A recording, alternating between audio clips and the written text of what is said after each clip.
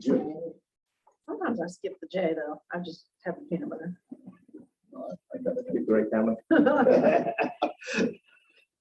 So, pleasure in life for me. Laura, if you wanna, So you were able to access the lobby? yeah.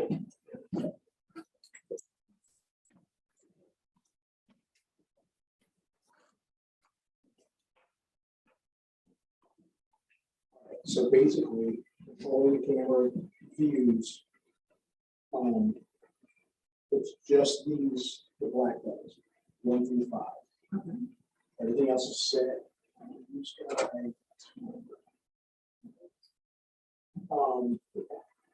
That's, That's number 5. That's view number 5, or preset number 5, by the way. Someone at the podium. what's that? Oh, no, I was telling her that. We've got time. Preset number 5. I would go with number 2. That's the default I have. Yeah. It's kind of, And that's what I wanted when, so when Tracy and I are talking, we're gonna be up in this area. Mhm. So two. That's 2. This is 2. one would just be a little tighter on the One is gonna be tight on you, so when you're doing the We intro, don't need that. when you're doing the intro as well, you can do that. Then go to two. See there? Yeah. If one of us is over there, I think that's 4. And 3 is wider. The whole class or most. 5 is over there. Yep. And then 4 is the board. Generally, you're not gonna do that. So basically, it's gonna be one for yourself, 2 over here for Tracy and I. And 2 is good because you can go to the front of the room and still have the podium, so you don't have to keep switching back and forth. You can just, if you need to walk back and forth. Hello, Francis. No, we're good. While we're up He was able there, to access we from don't the lobby, necessarily need to see who's on, so we'll be able to see. and it automatically And I made did it host. it. You had said that, didn't it? It recognized him as the I host. didn't set the. Okay. So if you'll. Well, I mean, that means I have to stay here. Like I can't walk. Okay. You have to like to. If I'm walking- I stay here. if I'm not Did you see the hand? walking, then I can- Okay, as long as somebody's monitoring, because I noticed that this, we had it in there. So generally, what I think, we're gonna mute that. Well, we'll take it. And not that you need it, but if you went to video, that's your Brio camera right there. That's for the class. And so this is your dedicated camera for the instructor, if you will, calling this way. That one. Yes, that's the UT, what is it, UTZ? But there you go. That's the Brio view. That's if you just want to make them feel like, hey, they're in the room with the other people in here What number? There, no, that's gonna be when you switch it here. Oh. On the camera. on video. Say, Go, I got it. that's when the classroom. This is the one for All those presets. our presets for that. And this is gonna be for up here. Now, we are going to do handcuffs and the gun That you're gonna use. up here. So then they'll use that setting. Those are your 3 camera options.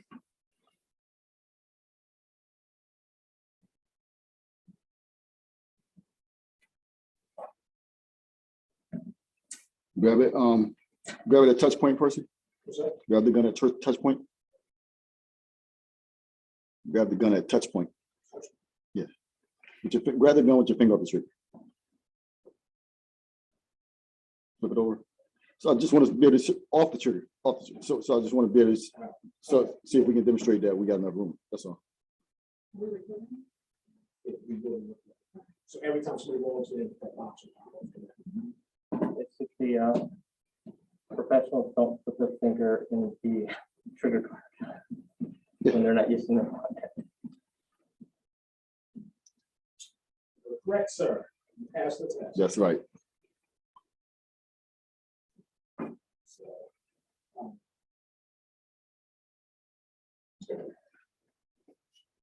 Those blocks, normally, don't they have like a hair trigger? No, Okay. It takes a little bit of pressure, but still, you don't want to risk. no, you definitely don't want to be, definitely don't want your book looking at. What's going on, sir? All right. Peter, good afternoon. Good, How you doing, Trace? good. Go with it. Looking good, man, looking good. Oh, thank you. Hi, Laura. What's going on? That's Francis. Hi, good afternoon, everybody. Hey, Hi, hi. How are you guys? Hello, hello. Can you travel? Yes, I can hear you all. We can Thank you hear for you as well. presenting. Oh, thank you very much. Hear you as well. Look at you. Yeah, huh? That's like a hookup. No, you get shares on Big Friday. I won't be here Friday. Oh, well, okay. And she did her homework. Zero sugar. She did her homework. I want a beer. No, Appreciate it. Asante did her Let homework. Let me know. hey, anytime. That's where I'll be Friday. Let's go now. Yeah, there you go. Or you have to go do another session. Oh, man, I'm tired. Yeah, this is it. But we are going to. I need a chair with a firm back. This thing moved We back. are going to move to another room. Oh, we're not gonna be in here? The simulator. Oh, yeah, yeah, yeah. We have a laptop in there. So we just have to get you logged on to this meeting. So that camera's hot. All right, so I need to go log on from that. We want to prep it? It's, everything's set up. We just need to have you logged in. Oh, okay. Is it prep for me to go log in?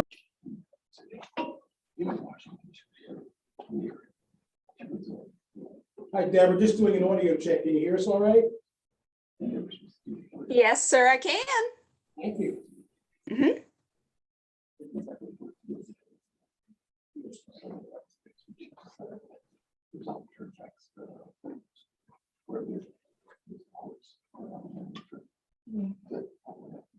So that's why she didn't stay. And then she's coming back. Okay, I think we're gonna get started. So welcome everybody to our very first session of our inaugural Professional Studies and Community Education Week. This is the first session in a week long of public safety and law activities, and we're very excited about that.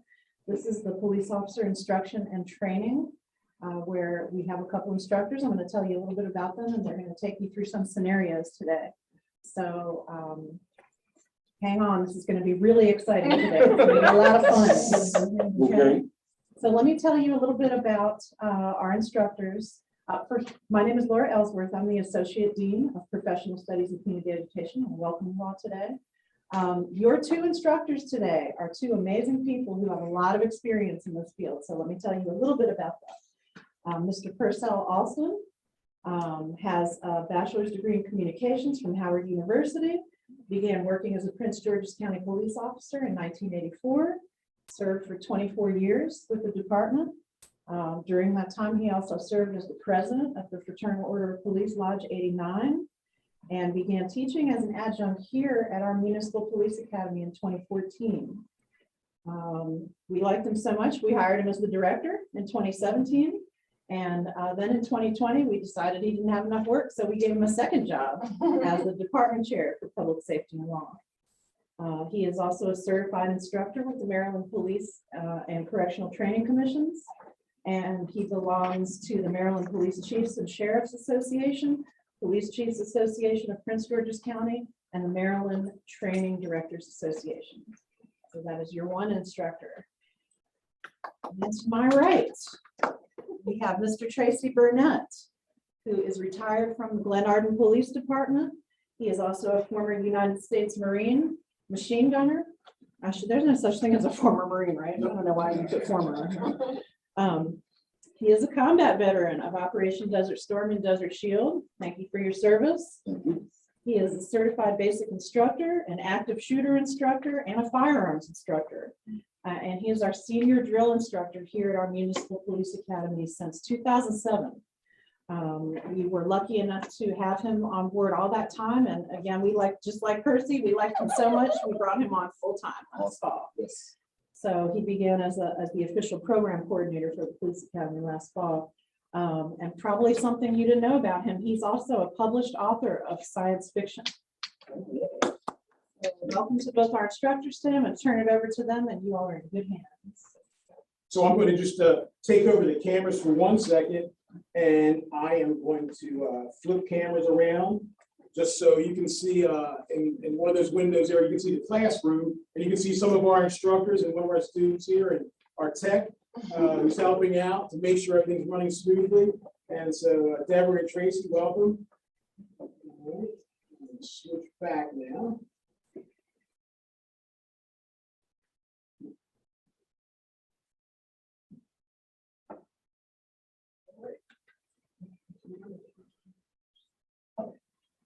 So turn that off for a second. So Laura can still see the people on the screen, just so I'm going to be speaking to you all out there. So hopefully everybody can see me. Laura, am I on camera there? You are on camera. Good to go. So as we're going along today, if there's any questions that you have, feel free to blurt them out, call out to us and let us know. And then same thing for our friends who are online. If there's any questions, just let Laura know and she can let us know and we can hopefully answer your questions. So what we're going to do today, so because you're the only one here face to face, the only student, well, Okay. the only student, and we have some of our faculty members as well, who will be introduced, Professor Blyer, Professor White, and Dr. Street in the back there. And they're going to be playing with us during the week here as we go through different elements, different parts of the scenario. So I just want to sort of give an overview of what our plan is for the week. So you're here today. We're going to go over some tactics, strategies, movements, give you some equipment, and we're going to set this up. The scenario that we're going to use this week is based on a real life crime that occurred. Are you familiar with the crime that we're going to talk about? No. So it's about a former soldier who was a doctor who was alleged to have killed his family. So you are going to be trained today, and you're going to then respond to the crime scene. And it's a little bit different from what actually happened, but you're going to respond to a crime scene, and based on what we tell you, and hopefully train you today, you're going to respond to that crime scene in this huge room with a huge screen and a life-size person. And based on what they do, you may have to take action. But you may not. You may be able to talk them down. You may be, so we'll get through that. So today, that's what we're going to do. And then tomorrow, the people who join us tomorrow, we have one of our professors who is going to teach everybody about latent fingerprints, collecting fingerprints, but also about processing a crime scene. So that will be starting from where you end off today. He will start tomorrow's class processing where that crime scene started. And then we're going to come back here, and this is going to be the house, inside the house. So we're going to have the crime scene set up in here, and we'll actually process this crime scene. Okay, and then Wednesday, you're going to meet with two of the professors, and there will be other professors here as well. And you're going to take the evidence that's collected and everything that's happened from today and tomorrow, and you're going to take that to the prosecutor. And you're going to prepare for a trial. And they're going to discuss evidence, rules of evidence, how that trial is going to work. And then after that, that person who you may end up arresting today, maybe, they are entitled to a defense. So now, at the second part of the class on Wednesday, we'll be meeting with the defense, preparing that portion. And then Thursday, we'll actually have a trial. So we'll have judge, prosecutor, defense attorney, witnesses, all those good people to fulfill the elements of a trial. So we'll do the trial on Thursday, and then we're going to have a poll. So the people online and the people who are attending in person are going to vote guilty or not guilty. And that will determine the outcome of the trial. And then Friday, we're gonna have a roundtable discussion. How do we fix our justice system? Clearly, our justice system is flawed. There's so many issues that could be corrected, should be corrected, can be corrected. But I also still believe, and I believe most of us in this room believe, it's still probably the best in the world. Absolutely, still the best in the world. But there are things that we can do to make it even better. So we're gonna have a roundtable discussion, and we'll sort of tie things up from the week. So just getting started today, like I said, you're lucky enough to be here today. What's your first name? Anthony. Anthony. All right, Anthony. Good to meet you. What is the primary objective of our government?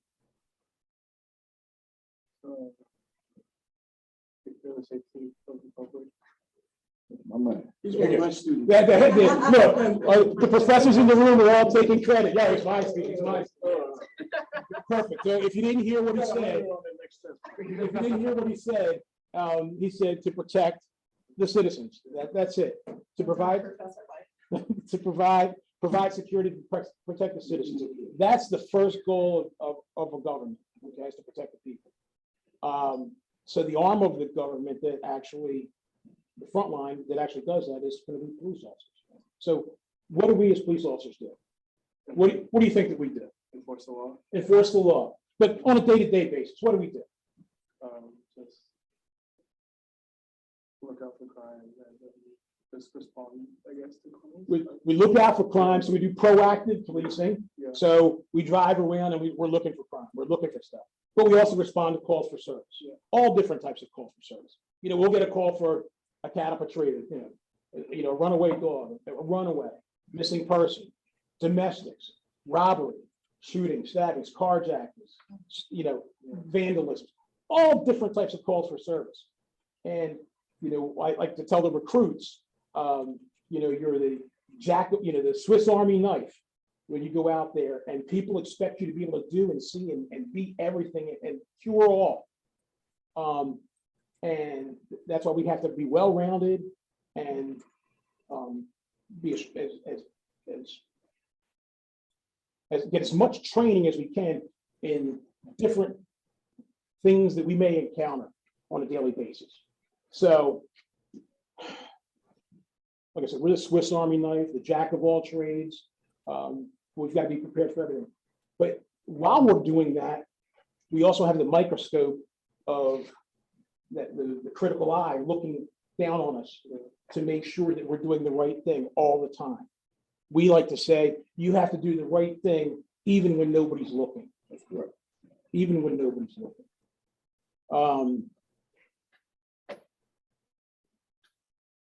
So one of the things we wanted to talk about today, we've talked about, is use of force.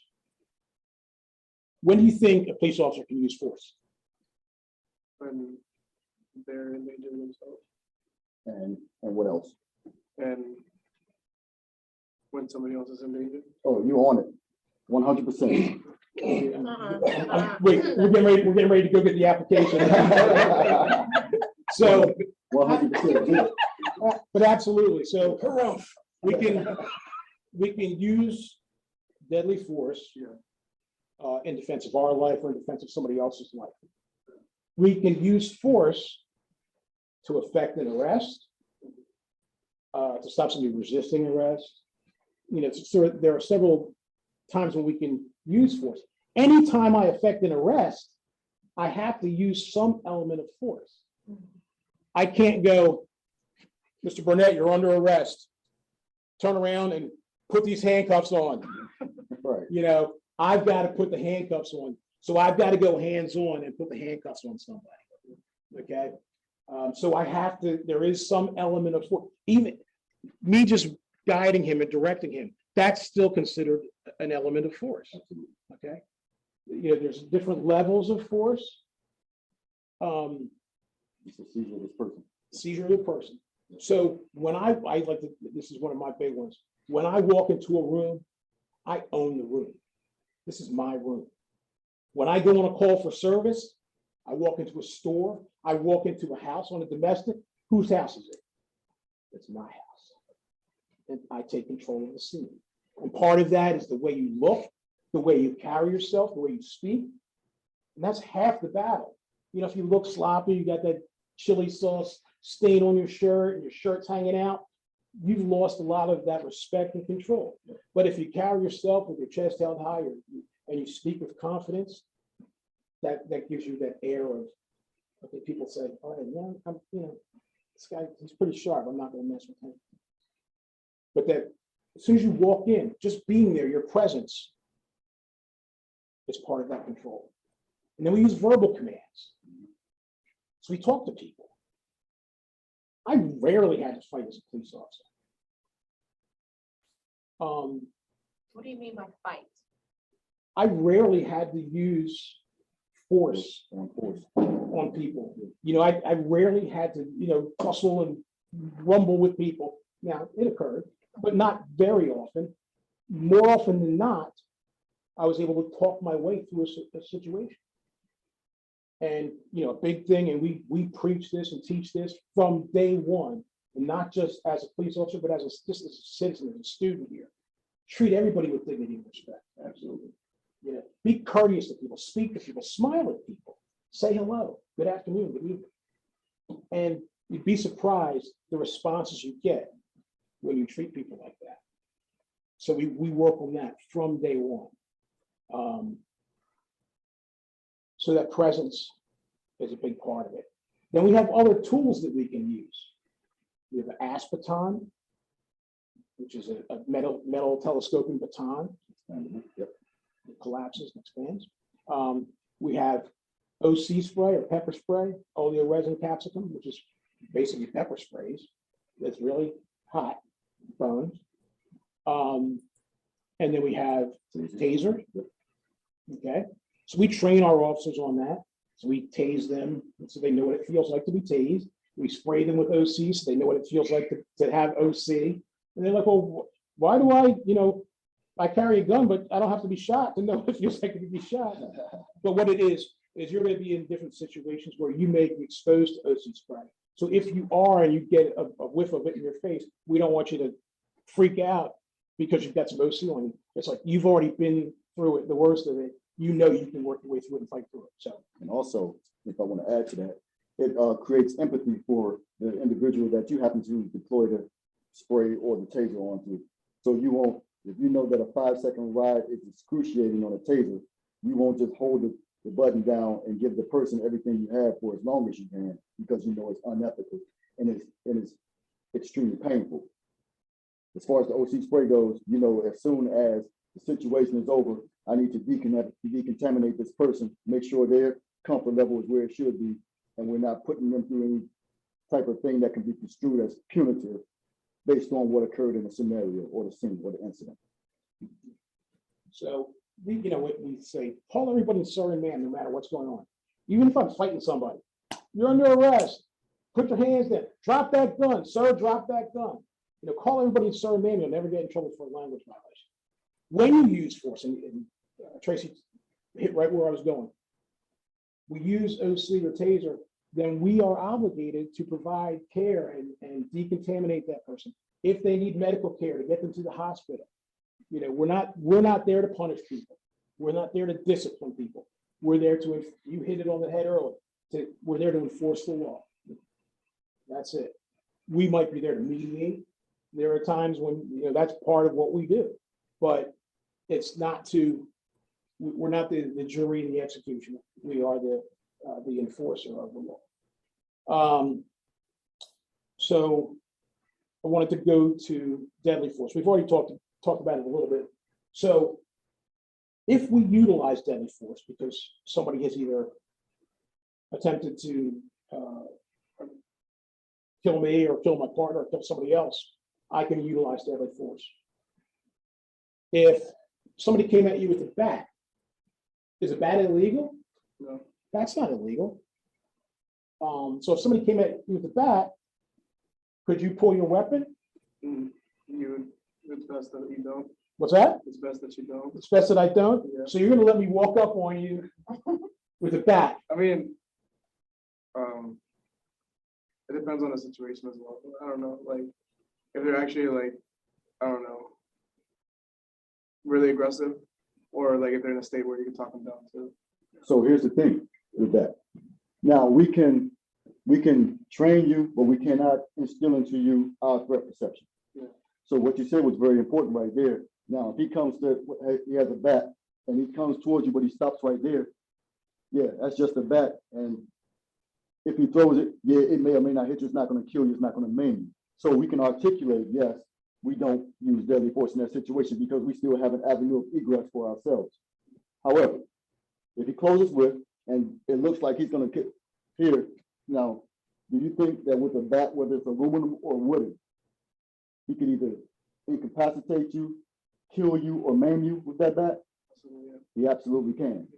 He absolutely can. So in that scenario, deadly force would be justified, right? We don't ever want to have to use deadly force. That's an absolute last resort. That's an absolute last resort. I'm thankful that I went my whole career and didn't have to use deadly force on anybody. I'm thankful about that every day, but sometimes it's necessary. And in that situation, although we may not want to deploy it, we absolutely have to for self-preservation. And if we see somebody else about to be attacked in that situation, then we must as well. So when you deploy it, Yes. all right, so if someone comes to you with a bat and you feel threatened for your life and then you respond with deadly force, is there an amount of shots that you can take to eliminate the threat? Then you answered the question with that last, the addendum to your question, Okay. right? The shot that stops the threat is the shot that is the last shot you take, right? Once the threat is no more, then you're not shooting anymore. Okay. We're not going to put extra rounds into or unnecessary rounds into anybody, right? So that means constantly being aware of what's going on. We don't have the luxury of panicking in that situation. We have to be aware we have to be fully in control of our faculties, assessing, because not only do I have to eliminate you if you're trying to hurt me, but I have to be responsible for your backdrop. So I have to be responsible for him, who may be an innocent bystander. I might have to be responsible for everybody that's in here. And I have to be responsible for what's on the backside of that wall behind you, right? Okay. So I can't be reckless with my deployment of my weapon, right? So I can't afford to spray and pray. I have to focus and as much as possible, put shots on target, eliminate the threat, not kill somebody. That's not my mindset. My mindset is to eliminate the threat. Once you stop, you put your hand up, say, I got enough, go down to one knee. I'm going to give you verbal commands, make sure you throw whatever you have away from you, and we're going to handcuff you at that point. All right, one last question. Yes, ma'am. Center mass. All right, so is your target the center? She was listening to us. So my target is center mass, and you have you understand? Do you have a reason? Excuse me. Do you know why that would be? Well, that is the most concentrated area that you're going to be able to eliminate the threat. That's what I'm thinking. Well, there's yes and no. There's a lot that can be damaged in this area. Yes. Well, also you have a carotid artery here. Mhm. I mean, a femoral artery here. You have carotid artery here. You have a brachial and all that stuff. So there's other places that can do catastrophic damage, right? This is the most forgiving target. Okay. Right. So I don't, as much as people like to say, they shoot for the leg, shoot for the arm, and all that stuff. On the move, it's virtually impossible. Okay. That's not a reliable, repeatable tactic. Center mass, that target, no matter what they do, this is what we're going to get right here. Okay. And you can train that weapon on that. So it's a responsible shot, right? And it's a debilitating shot. So once they receive that, it's going to do some damage. They're going to stop, slow down, or whatever. It's going to halt your threat. Yes, sir. The school's calling me. I just had to answer earlier. I was wondering if I could step outside. You understand? I do. All right. So shooting at legs and all that stuff. This is as much as I like to think I got a decent sized leg, that those bullets can very easily go back there, ricochet off the ground, all that stuff. Not saying that that I can't miss here, but this is a more forgiving target. This gives me a bigger area of responsibility that I can address, as opposed to something as small as this and that. So when community members say well, why don't you shoot to wound instead of shooting to kill? Is that the rationale is because you're not trying to kill the person, but you're just shooting center mass? We're shooting to stop the threat. Okay. And in so doing, it's a lot of destructive things that go on in there. But in order to get close to somebody, for most officers, to get a reliable shot on somebody in the leg or the arm, the proximity would be so close that it would be extremely dangerous to the officer. Let me just, and one of the questions you asked about how many shots do you fire? So if Tracy was a police officer and I'm the bad guy, and I have a bat or an axe or something like that, and I'm coming at him, I'm gonna kill you. Stop, I'm gonna kill you. I'm gonna kill you. stop, pow, pow, Pow, pow. He shoots me twice and I'm still coming. pow, pow, pow, pow, pow. He shoots some more. So he's gonna keep shooting until that threat is stopped. We're generally taught to fire 2 or 3 shots and assess, 2 or 3 shots and assess. But what if if somebody's high on phencyclidine, which is a anesthetic and an analgesic, so they don't feel the pain, they don't perceive the pain, they will keep going right through that. Or if their adrenaline is going so high, they keep going. Or it's somebody who's large and their body mass takes them forward and they're still coming forward. And even though you shot them, it's not like TV where you shoot somebody and they go flying back. You shoot people and they can keep coming forward. People can keep running. It's not, like I said, it's not like TV. So, you use the amount of force necessary. And now there's a change in the law that's proportional. So reasonable and proportional in Maryland. But we can use enough force to stop that threat.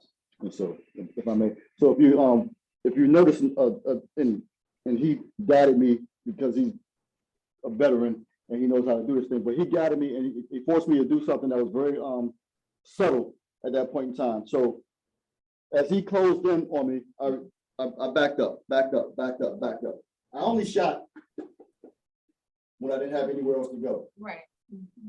Right?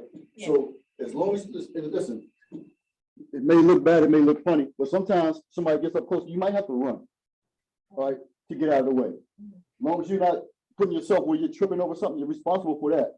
But when it gets to a point, if I get boxed into this scenario right here, then I have to do what I have to do. I have to make sure. But we're going to give the individual a chance to live. We're going to give the person a chance to live. In terms of giving somebody a chance to live, has the prevalence of tasers, what does that mean for you? Tasers work for an active aggressor who is not armed. We don't want to be at the same level of force as an individual. Somebody coming with a knife, there's a higher chance of a handgun being effective than with a taser. On the move, if you don't get the proper spread, I get 1 shot at it, I'm messing with the taser, I get stabbed 5 times. Right? So that's why we don't use taser on somebody who has a weapon, unless now the ball game changes is if there's somebody right there and he has a knife and he's threatening to stab somebody, and I'm behind him with a taser. At this point in time, he doesn't have to be an active aggressor. He just has the knife out. I can deploy my taser at that point in time to eliminate that threat. At that point in time, I would not shoot him. I would not shoot him. That's if he's stationary. Now, goes forward, then the odds are 50-50. If I have a good shot with the taser, if the taser is already in my hand, I use the taser.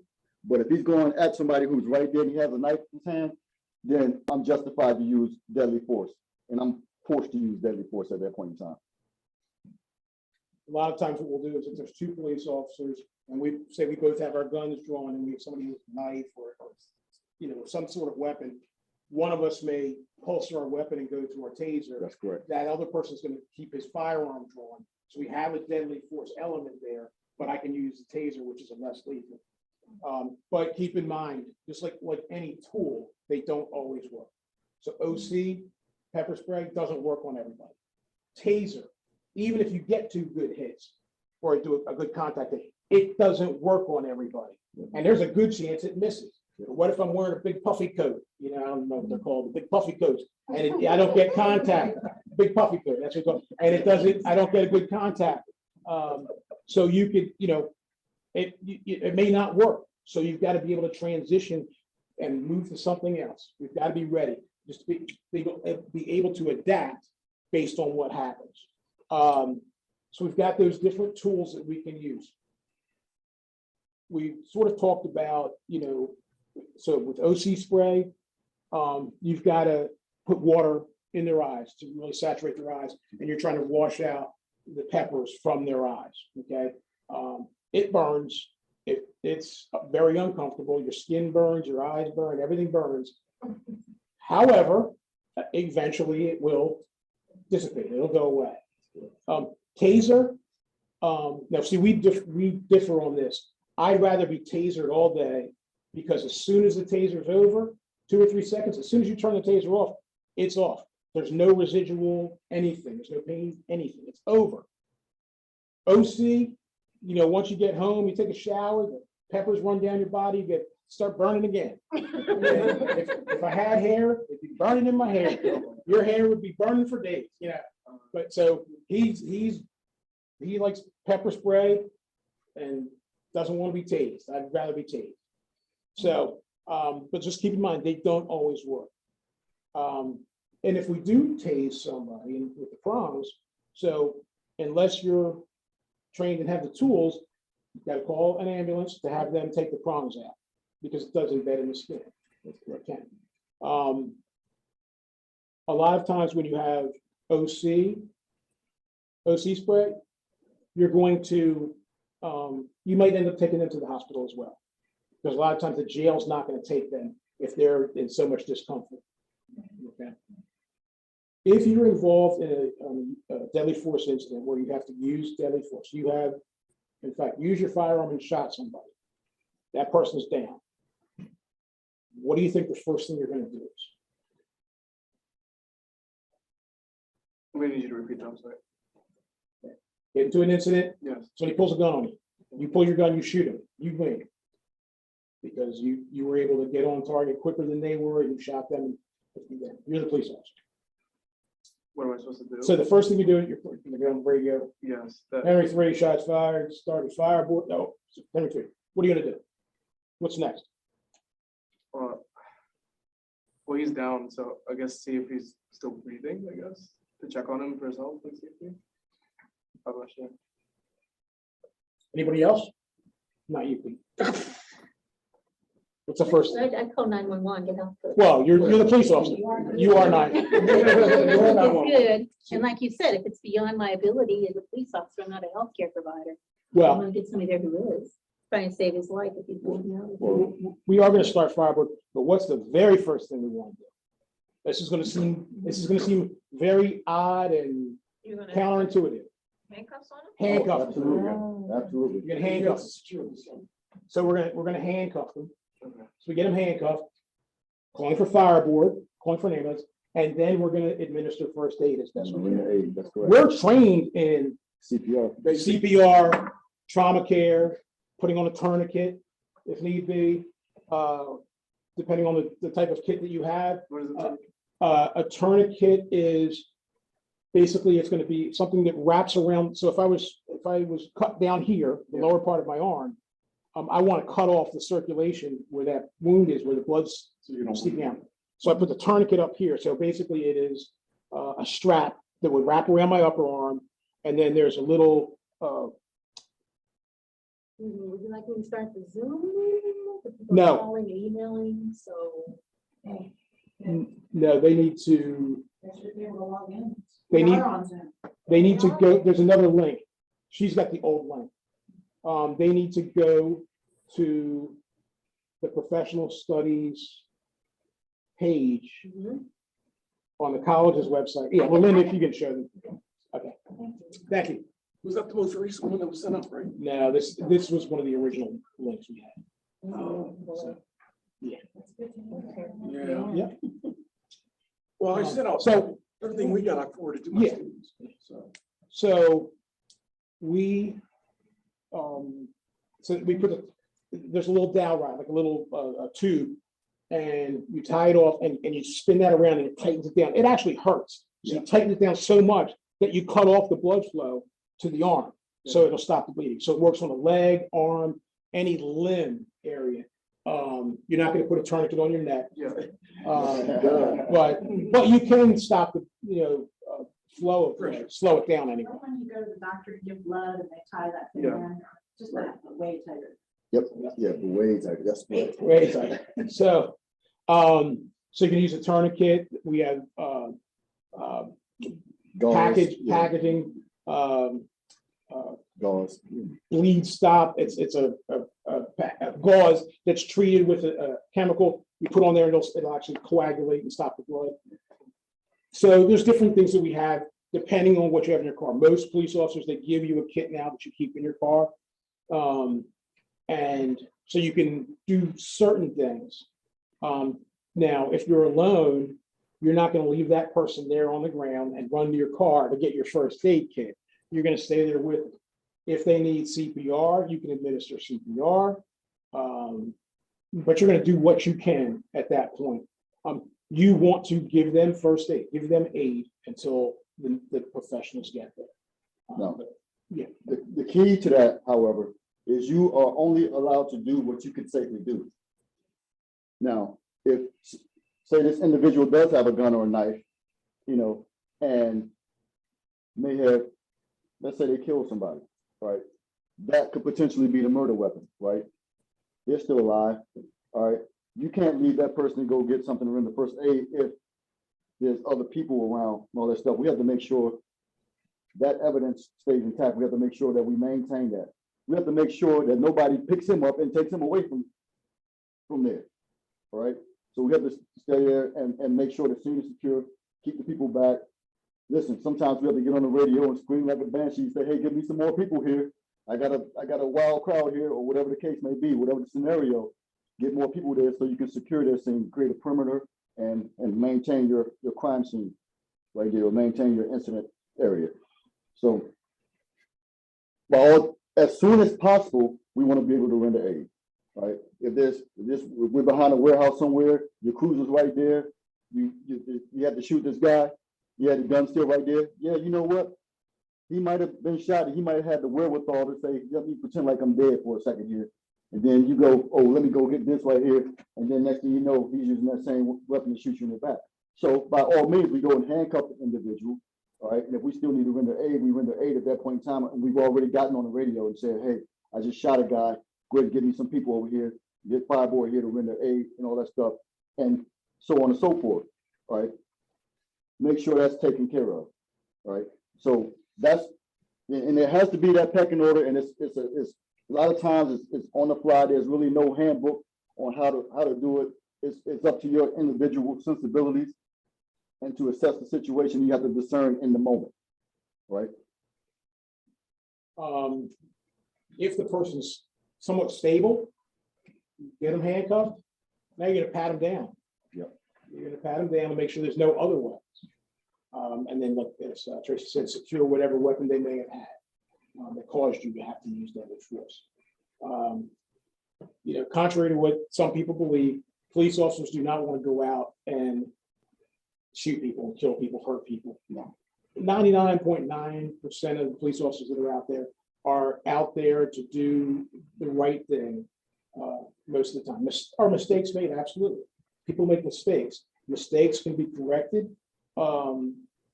But when people cross the line, when they break the law, they need to be removed. They need to be put in jail if that's what it warrants. And we don't want to work with bad police officers.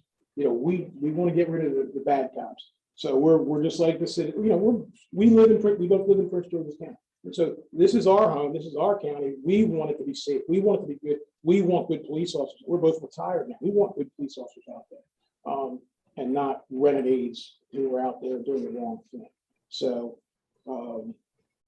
that's where, we like things to go.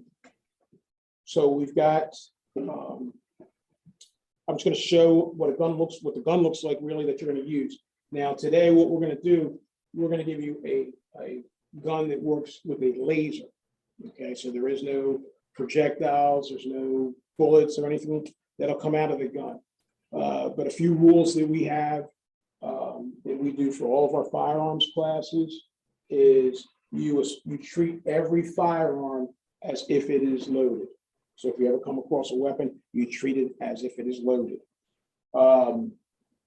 You are never point that weapon at anything or anybody unless you intend to terminate or end that element, that threat.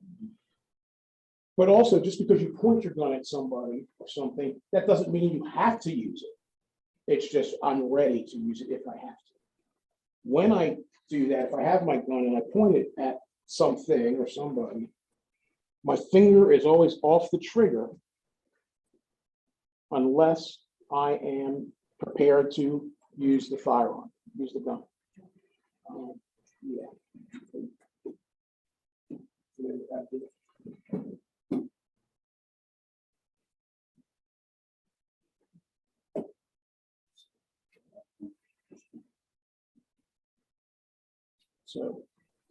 So that's what I was talking about. So your trigger finger is always going to be along the rail of the gun, along the side, off the trigger until you're ready to use it. So once you're ready to use your firearm, then your trigger finger would slide into the trigger guard and onto the trigger. So officers normally have their finger off the trigger. Officers should have their finger All off the right, trigger. that's what I'm asking. Okay. Officers should have their finger off the trigger until you're ready to actually shoot. So once I'm ready, or if somebody was coming at me, I would have it off, and then as they got closer. So as I was moving towards Tracy, we did a little demonstration. As I was moving towards Tracy, when I got to a place where I was close enough where he felt I was a threat that he may have to shoot me, his finger moved to the trigger. So that's where he moves to the trigger and he's ready to shoot. I don't know if you remember, but years ago when the country was going through the Leon Gonzalez thing, and there came a point in time when they had to go and forcibly remove him from the closet, and the officer had an AR-15. The little boy? Yes. You're talking about- yeah. And there was an AR-15 pointed at the person in the closet, and a big deal was made out of it, right?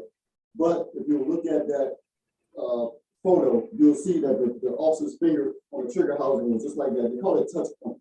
Okay. Right, and that's exactly what the officer's finger was. It was nowhere. It's not inside the trigger. So he very safely removed the individual from the closet with the weapon. But if he needed to use deadly force because he was going into a closet and didn't know what was on the outside of the door, it was a very easy transition, just like that right there for the officer, and it would require minimal movement, just like that. But the way he removed the individual from the closet, the young lady had told me, the youngest house at the time, it was very safe.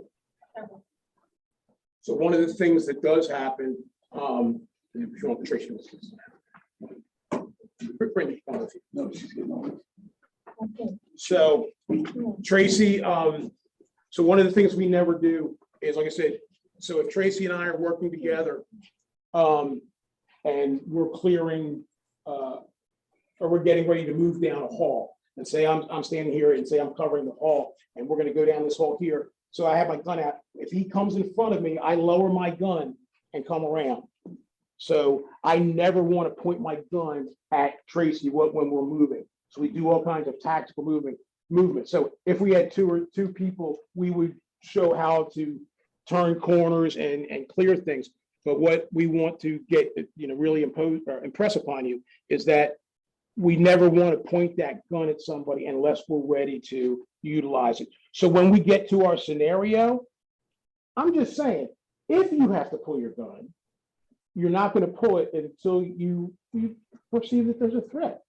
If you're a threat, you may not be threatened at all. You have two people, so I'm willing to. do Okay, this, you can right? go with, Oh, wow. we're not ready yet. Oh. Oh, we're not ready yet. Oh, so you got backup now. Yeah, you got backup. You got backup. So, So that brings up that brings up a good point. So when you do have two people with this communication, yeah, just let me go back to one point though. Okay, cool. So another reason that we keep our finger off the trigger is, and I may have to do this myself, so we keep the finger off the trigger is, we call it sympathetic action or reaction. So a lot of times if something hits your forearm and your finger's on the trigger, squeeze. you'll pull the trigger just because it's a reflex. There's certain things you can do that'll make your finger squeeze. That's one of them. If Sneeze. somebody, yeah, if you sneeze, you do certain things, you'll have a reaction. So we keep that finger off the trigger so we never, it will. I actually fell once because it was wet, 3 a.m, and I had on, my boots. And I slid down.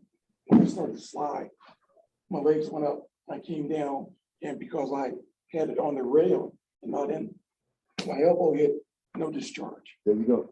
Now I had to change my underwear. Sorry. There you go.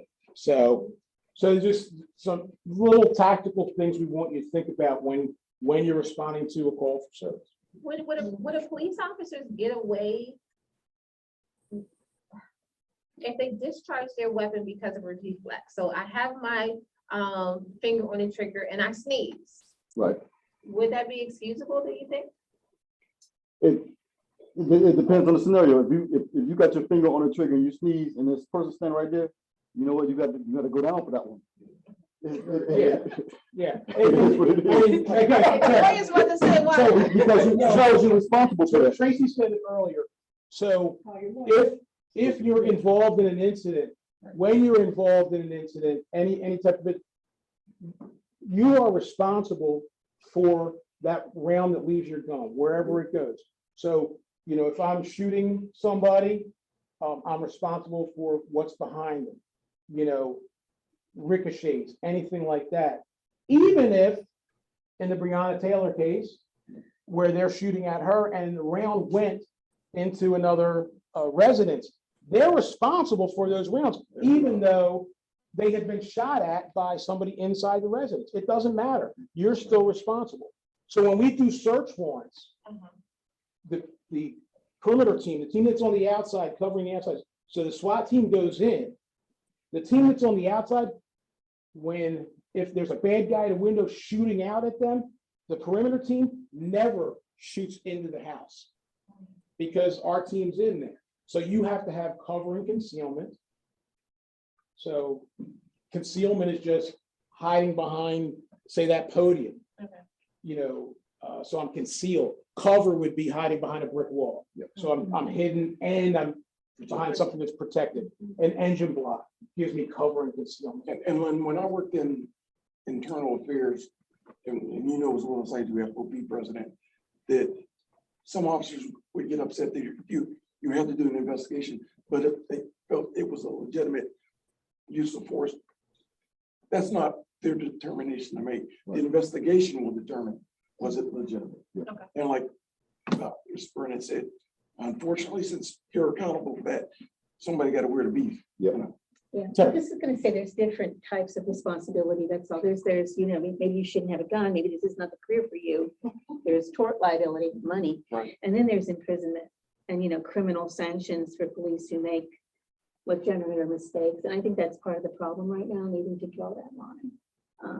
The other thing I wanted to ask you guys about, I don't know if you remember this because it's only vague in my mind, it was a long time ago, but there was an officer by the name of Christopher Albrecht, I think he was in Montgomery County. Yes. And somehow he wound up stopping a car with lots of people in it, and he was by himself. And it seems like, talking to you all, part of the trick is to have a partner and a partner you trust. But he was by himself and he had this gun on these people, and what he said is the gun went off, it was an accidental discharge. I remember the judge wondering how many pounds it took to pull and how likely it was. So if you guys have any comments on that, just kind of. The real, so are there accidental discharges? Yes, but a lot of it is training, repetition. We don't get enough training in law enforcement. But so part of that is training to keep that finger off the trigger. So that should never happen. Okay. But the incident with the female officer who just went to Minnesota, sentenced to 2 years. Yeah. She pulled her taser instead of her firearm. She said taser, and she pulled the trigger and shot the guy and killed him. And she was by herself or No, had a trainee no, with her, right? Trainee was with her, but there was other officers there. Okay. Even Yeah. But here's the situation on that one. Yeah. I believe was an accident as a result of, I won't say poor training, but a lack of training. So she didn't have the muscle memory, the Bingo, repetition bingo. to know that I'm pulling my firearm instead of my taser. So she pulled her firearm thinking it was her taser because she's excited and things are going on. Percy, explain to them about the muscle memory, because first of all, your taser should be on your weak hand side. So you've got to draw in different color. You've got to draw across your body. So there's no way she should have. Yeah, there should have been a disconnect there. But if you look at the video, so when we shoot a taser, you pull the trigger once. You go taser, taser, taser, boom, and then you turn it off. Firearm, as I stated earlier, we shoot 2 times, and then assess, and then, do what you need to do. If you watch that video, she pulled her firearm and says, taser, taser, taser, boom, she pulled her trigger once. She, in her brain, was telling her she had her taser, but she pulled her firearm. But it was a training deficit there, that she wasn't prepared. And a shot sounds different than a deployment of your taser. Sure. Which is, So, yeah. but, yeah, it absolutely can happen, Terry, where, there's so many incidents, but you think of the millions of calls that police officers go on every year. There's so few shootings, especially accidental shootings. There's so few regular shootings. Of the little Well, as I started to mention, million. this is Oscar Grant, the Fruitville Station incident out in the BART station in San Francisco. That officer thought he was deploying his taser when in fact he shot him, and killed the kid. And people were screaming, I've seen the video, and they made a movie. There was a Deputy, deputy. that was muscle memory. His brain told him, I've got my taser. He actually had his gun in his hand, the officer. There was a auxiliary officer in the Midwest who was friends with the chief. The chief let him go out on a undercover gun operation. Go to Oklahoma. Yeah, and when the bad guy ran, they did the deal, the bad guy ran, they had him, they took him down, had him, and this guy comes up, and he was a little bit long in the tooth. And auxiliary officer, he gets up there and he thought he pulled his taser and he shot the guy. So he shouldn't have been out there in the first place. But, so yeah, it does happen. So Tracy just wanted to talk about commands a little bit, so that the 2 of you planning on going on the call here shortly. Yeah, so absolutely. So there's different ways to approach a call if it's like you want to stop somebody or something like that, or you have somebody that you want to talk to, or anybody, whether it be one person or multiple people. We're gonna exercise contact and cover as officers. What that means is one person will be contact. The contact person will do all the talking. The cover person, your job is to sit back and not just sit back, because I don't want to give you the impression that you're relaxed, but you want to provide security for that officer. Okay. You want to make sure that everything that you're watching, everything that, because he's focused, he doesn't have an opportunity to pay attention to. If he's engaged in a conversation, then there's something else might be lacking that he might not be paying attention because he's focused on what's coming out the individual's mouth, probably watching his hands. But that's 2 things right there. That's 2 faculties, 2 senses being taken care of right there, right? So now we're gonna have you watch everything else that he can't. So that might be, hey, keep your hands where we can see him. Oh, okay. So you at the same time keeping the person that we're dealing with off balance. All right. So the person who is contact will do the main. If there's commands being given, we're talking to an individual. We're going to talk to that individual from one person instead of 2 people. We're not going to be in stereo. Okay. We're not going to say, hey, put your hands up. Then he gives the command. You lock your hands behind Hey, you. keep your hands You don't right even need between it. That's And that's that, all you're gonna hear is, you're not even gonna hear what's being said. And you'll see that a lot out on the street, on a traffic stop. Different people come up and everybody's yelling and barking, and the bad guy doesn't hear anything. So let one person take control. He's contact, I'm the cover man. So I'm over here, I'm watching, and I'm his cover. So now we talk about that, but at the same time, it is our duty to make sure we watch these, right?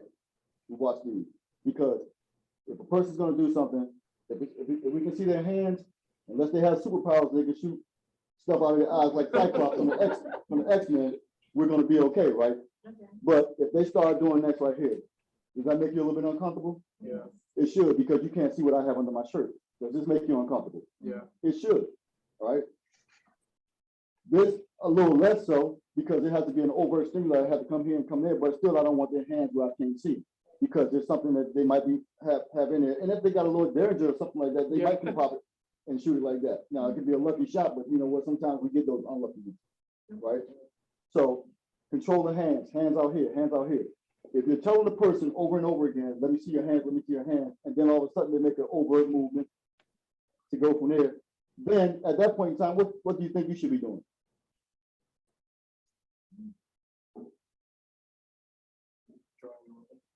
You think you would be wrong in that situation? Absolutely not. Do you necessarily have to shoot somebody if you draw your weapon? You don't.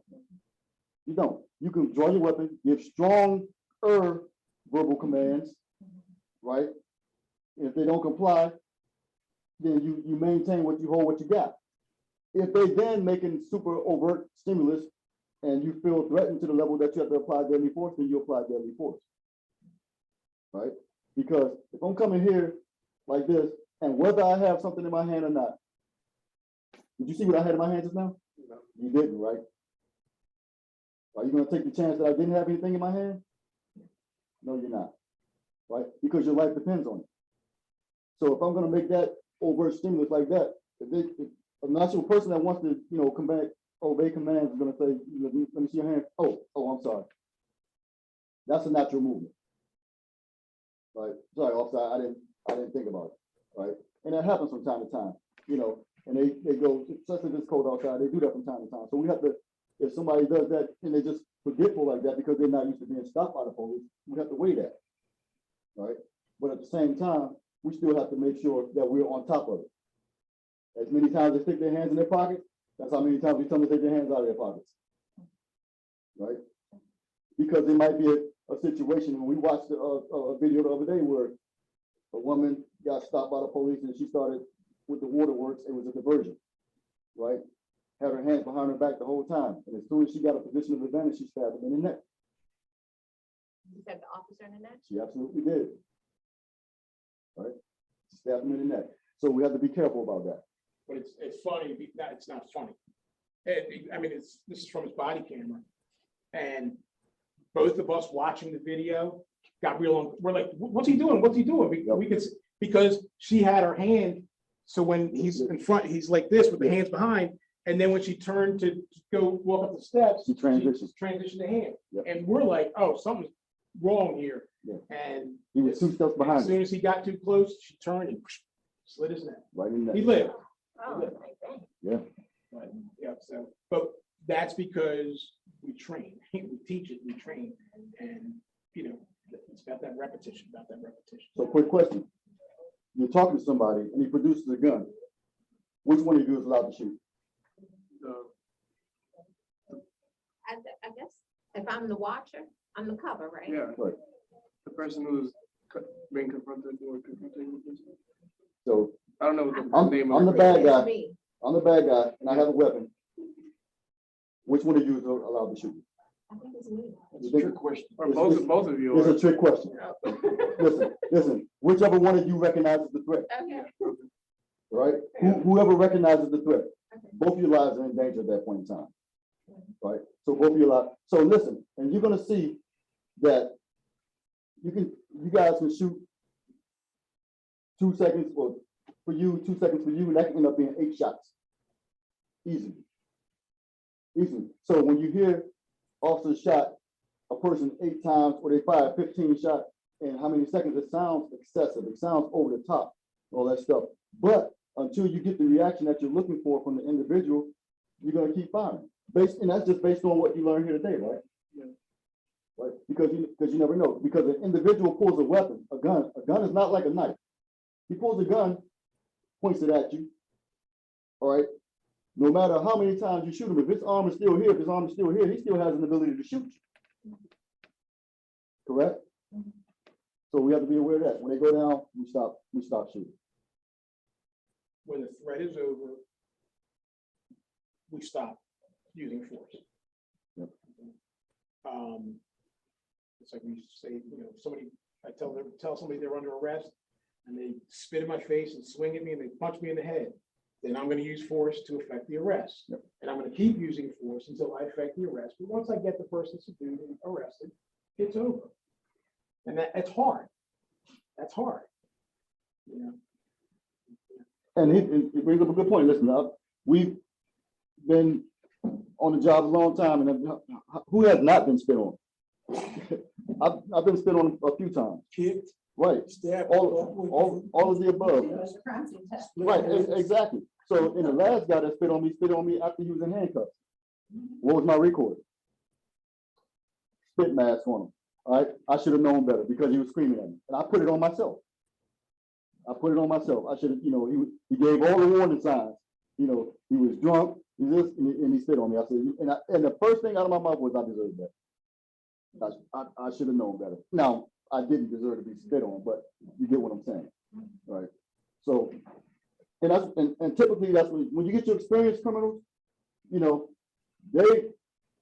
and we have those out there, they might wait to the first, they'll walk down the street regular, and the first time you say, hey, what's on the guy, they might turn around and shoot you. Right?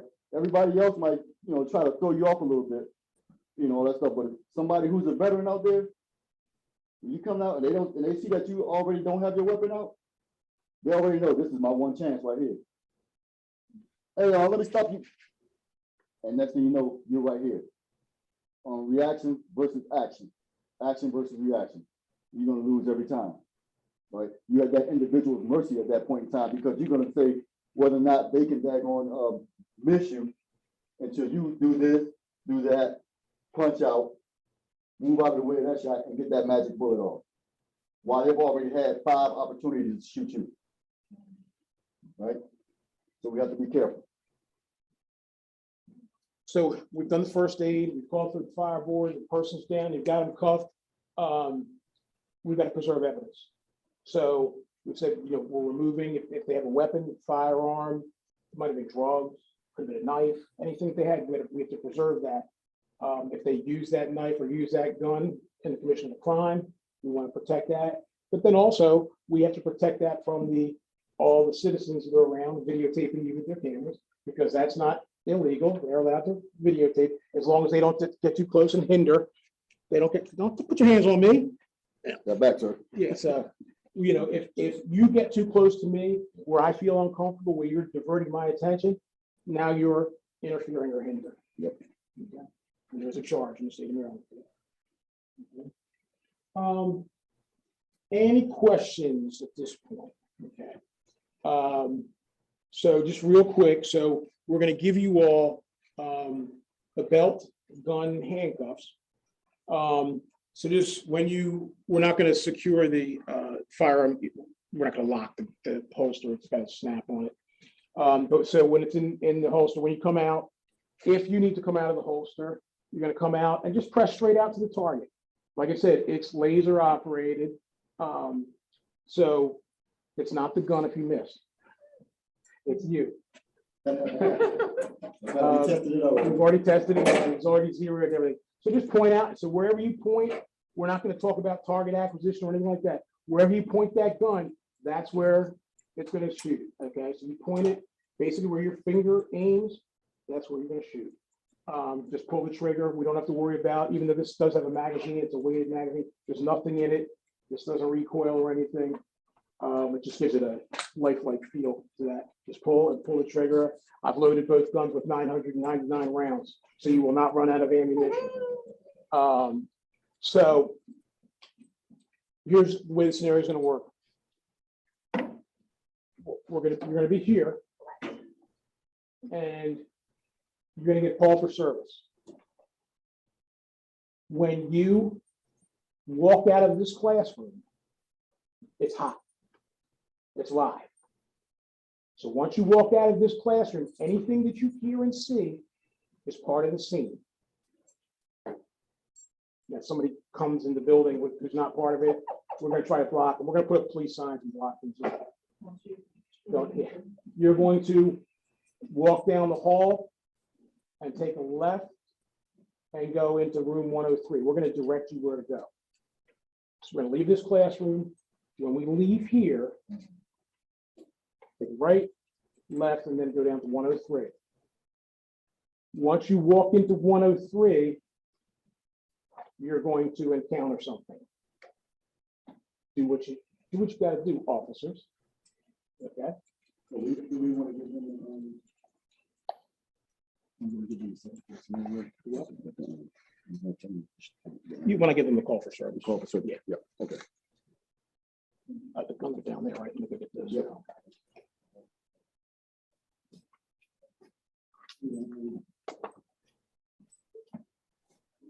Come on up, gentlemen. Anthony.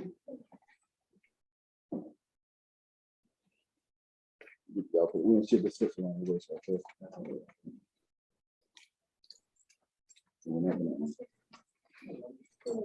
Wrap that around your waist. This one? Yep, just wrap it around your waist.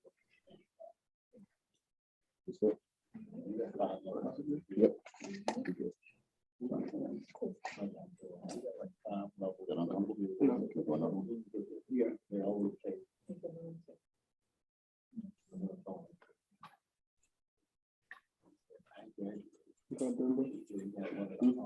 He's looking for Denver. I know, right?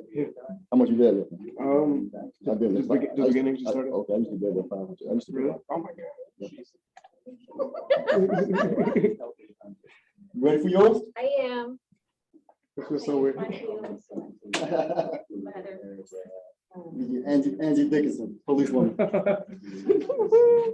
right. Here. Cinch it up.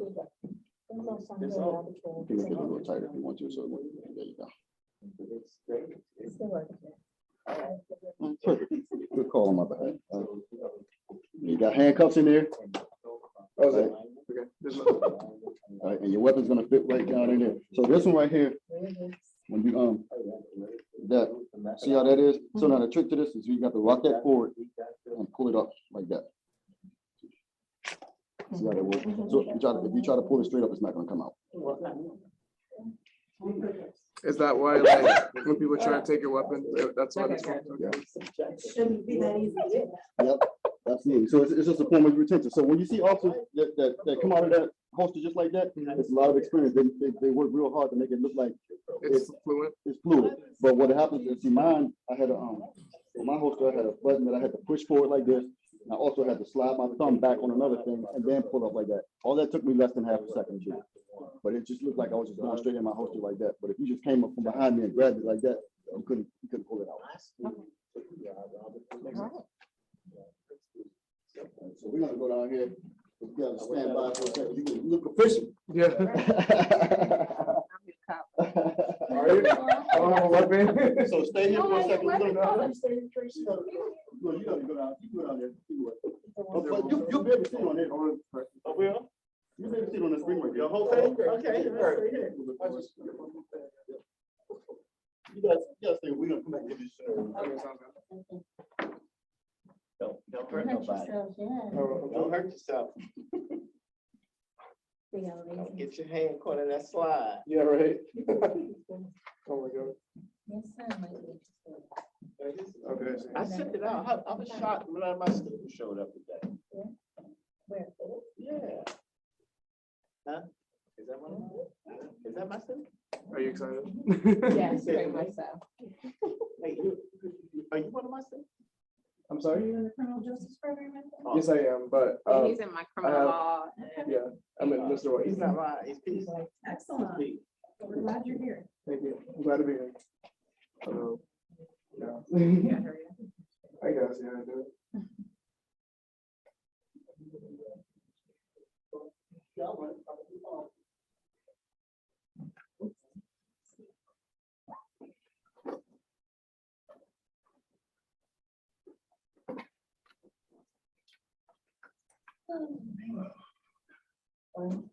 Yeah, I got Virginia. That's the Virginia's in Orlando. You want to be what? Okay. Oh, God. Oh, sorry.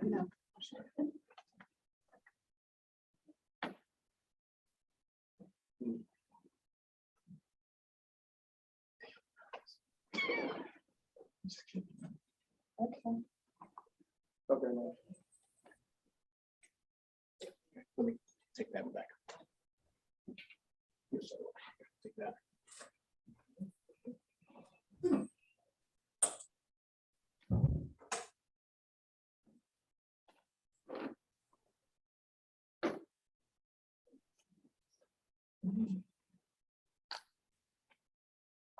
Don't get poo-poo. Yeah. Okay, so. You're gonna get call for service. And. A neighbor calls in. Says there's a signal 71, domestic call. And it's just loud and sort of unknown trouble. Okay. So they're not quite I sure. left it recording. I didn't- So for priority call. So for you, it's just gonna be walking in. Okay. Gonna go to room 104. So as you walk in there, that's gonna be the call. Okay, so come on to the door here. Like I said, once you walk out of this door, everything's live. Good luck.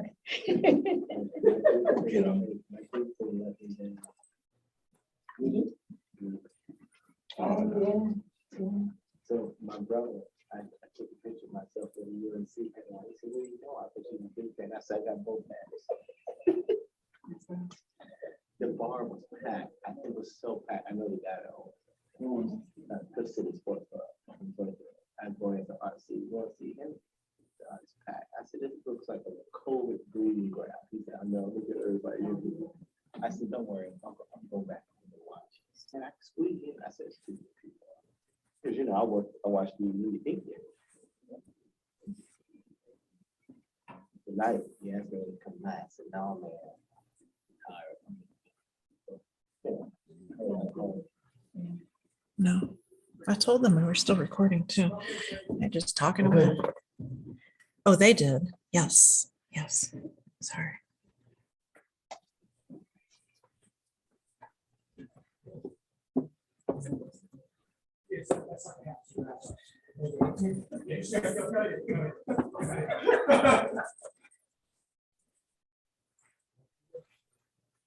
Let's start.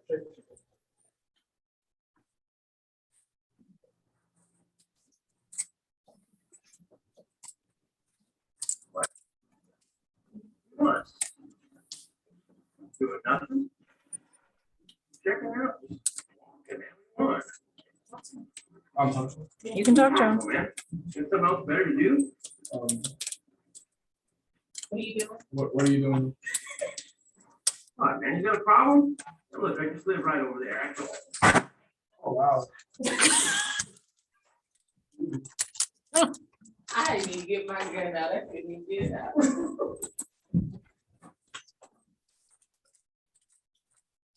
Yeah, it was. Yeah.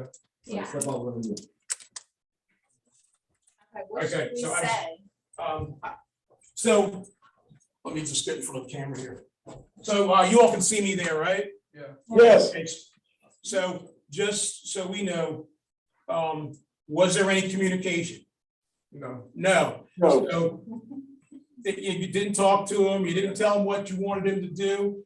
He's potentially coming from our crime scene or where that domestic was. So there he is. There was no communication. We gotta talk to him. We gotta tell, you gotta let him know what you want. Okay. Because you own the room, right? Yeah. You own the I room. was just about So to you say. walk in, tell them what you want. You had good positioning, so you had the good spacing. But we got that better communication. Okay, so let's try it again. With authority. Yeah, Trish. Here we go.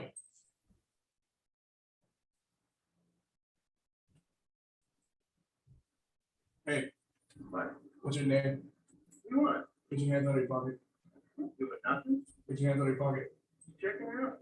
Walking, man. What do you want? I can't. Oh, man. Something else better to do? Put your hands in there.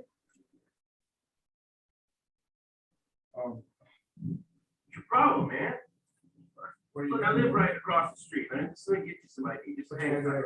Put your hand on the phone. Okay, so that's what I should do. Yeah. All right, stop. Wait, I did it. I didn't press the button because I don't know if I'm supposed to. Yeah. Okay, okay. I think I got 2 shots off, didn't I? I know I could, but. Well, it's coming out to the knife right there. Okay. But I know I could have pulled the trigger, but I Well, see, so that's the whole thing. yeah, So knowing, and that's just how much time that you have to decide. yeah, So that moment of indecision right there could cost you your life, yeah. right? So in that point in time, you're absolutely either gonna run and get out of the way, or you gotta protect yourself, Gotcha. Makes sense. right? Should I have said, I shot him, but should I have first said, drop your weapon? No. No, I mean, you didn't know you had a weapon until. Okay. Did it register any shots? It didn't. Go back to the scene, what do you see? Good, just run a scene real quick.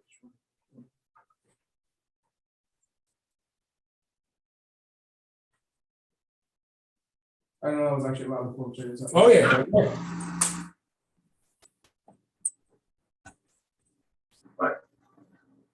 You want? Doing nothing? Checking out, walking, man, what do you want? Awesome, man. Got something else better to do?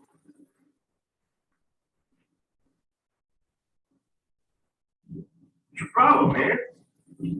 Look, I live right across the street. I mean, this thing get you some ID, just hang tight and hang on the street. I was only fired at some reaction. I didn't hear, no, I didn't get the full all the way.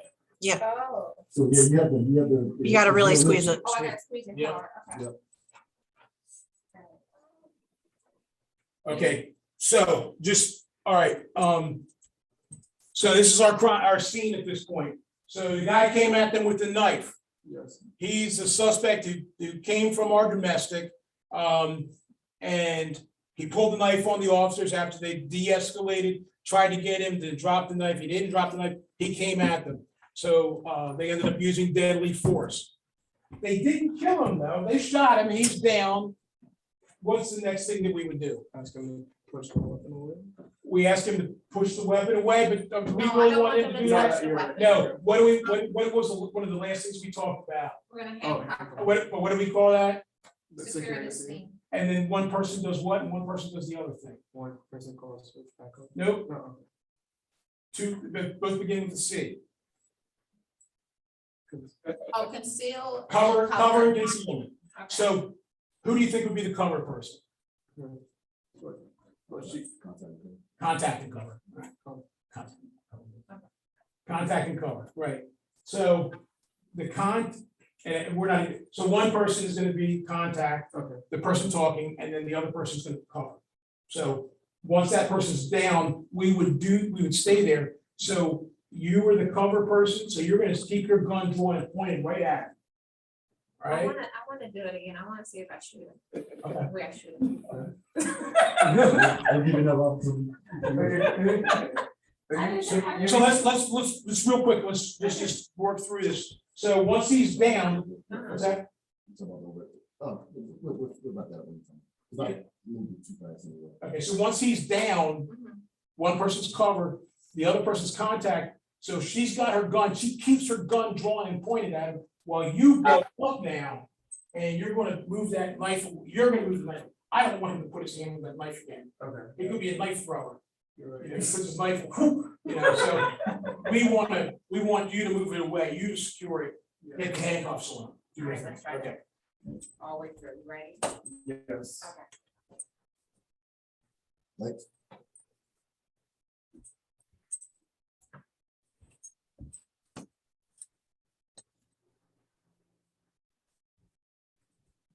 Hello, who are you? What? What's your name? Get your hands out of your pocket. Get your hands out of your pocket. Get your hands out of your pocket. Okay, man, what do you want? Put your hands in there. What's your name? Awesome, man. Got something else better to do? What are you doing? What's your problem, man? Look, I live right across the street. I mean, this thing get you some ID, just hang tight and hang on the street. Oh. I knew who that was. All right. Okay, right. Secure the scene. So we're gonna secure, so, right. So your cover, your contact, you're gonna holster now? Okay, do I, He's gonna holster? do I approach? them? Yeah, you're gonna approach it while she's. Okay, we're gonna show you where you actually. Okay. We'll show you. Okay, so you get holstered, you go up and you secure the scene. Okay, so we're just role playing. this. Okay. Okay, so, one thing, you know, I know we're in this world here, this realm here, but so after the shooting, we want to stay engaged. We're gonna stay on there. We're still focused, head on a swivel. We're still looking around. But we're still focusing on our suspect. Okay, so now Tracy's gonna show you where your shots were. So what I also want to show is when he's walking up, right, make contact, this is the thing. So now everything's just to show that we're not excessive. This right here, that's an overt stimulus right there. We've already given him opportunity to keep his hand. We told him several times, to keep his hands out of his pockets. He's going to his pockets the first time. This time he goes to the back where a person would likely secrete a weapon, to his high risk area, we call it, right? And so then he produces the weapon. That, as we see tonight, Is that one or two? that's one. That's you. That's you. So good shot. So right away, he shot in the shoulder. And another shot. Yeah, we're not letting him leave today. Exactly. So there, that's him again. That's pistol number 1, 2, and then that's your shot. All right. Here's the white circle. Okay. So now we get into federal court territory. Just so you know. Hey, Terry, can you represent her in Greenbelt? I did 6 shots. Right, and 2 in the Only 2 were in the back. So that's so there we have it. But just to further emphasize the point, how long do you think it took to get off those shots? Less than a second. Yes, that's less than 2 seconds. For 1, 2, 3, 4, 5, 6, 7, 8. That's crazy. Wow. And I was 6 of them. 8 shots, yeah. Yep, you were 6 of them. Right. So, right, but that's how quickly it happens. Yeah. Right. So do you think that it's excessive force if you shoot somebody in the back in a situation like this? I mean, no, because it was so quick. Yes, it is. 'Cause No, the answer is no. He's on the ground. Well, though. you were excessive. But in a shooting incident, many times when you shoot somebody, they don't just stand there static, they Right. turn. Yep. So they turn, they run, whatever. So you're still shooting and reacting and you shoot and it ends up hitting them back. So not necessarily, Okay. not necessarily. Now, when you're shooting, what, 6 times? Yeah, I 6 shot, times. mine was excessive, Yeah, a little bit. a little bit. I was, when Terry, I hit Terry- a butt one, I said, I think. Terry will represent you. Yeah. You would the work. Get you some in-house counsel. So, So we'll look at these. So the first 2 were hits. So that potential ricochet, probably not, that's gonna go in the dirt, right? Okay. And listen, that the way you were aiming, you wouldn't get in trouble for that anyway. That's, see, because remember there's a house in the backdrop. Right. Right? So boom. Now, those 2 you can attribute to probably, especially this one, that's probably a little lag time. He's still, going down. This is right here when we start getting choke. Right? And and that one. Okay. Right. Gotcha. So in a scenario like this, one of the things that you do have to be concerned about is the backdrop. So in this situation, residential area, you've got the house behind it. Luckily, all of your shots were focused in on him down towards grass, so we were in good shape there. We didn't, who were we with the other day? That was in the shot way up in Yeah. in the house. Yeah. Cherry and, Cherry, yeah. Yeah. There were certain people shooting the other day who ended up shooting the house. Oh my God. And so You got it, that is one of the first questions they'll ask. Yeah, and so that's a soft, that's paneling and wood and drywall, and you got a sliding glass or a patio door right there. So In the backyard where kids might be playing. potentially be playing and all that stuff, absolutely. All right, let's go back and tie up some loose ends, and then, at the end, if you want to come back and we can run you through some, depending on your time, you know. Yeah. Good job, though. Yeah, Thank you for allowing me. absolutely. Absolutely. Put that in the chat.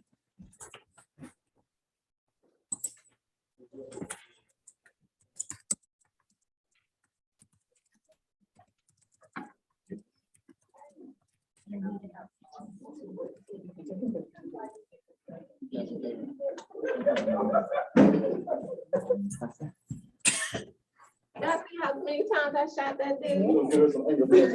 I'm telling you, on a federal courthouse level.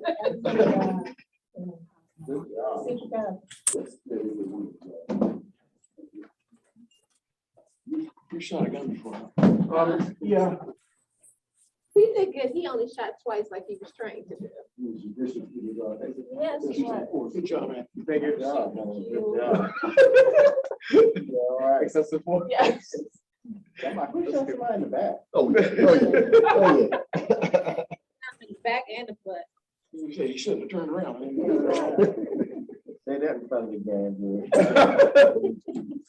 I said, Pete, say that in front of the grand jury. No, that's not what I meant.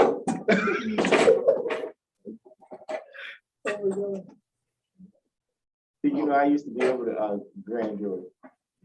Really? Yeah, I was in charge of the officers down there. I had to go down there one time because my officer, I said, dude, you can't just read the facts.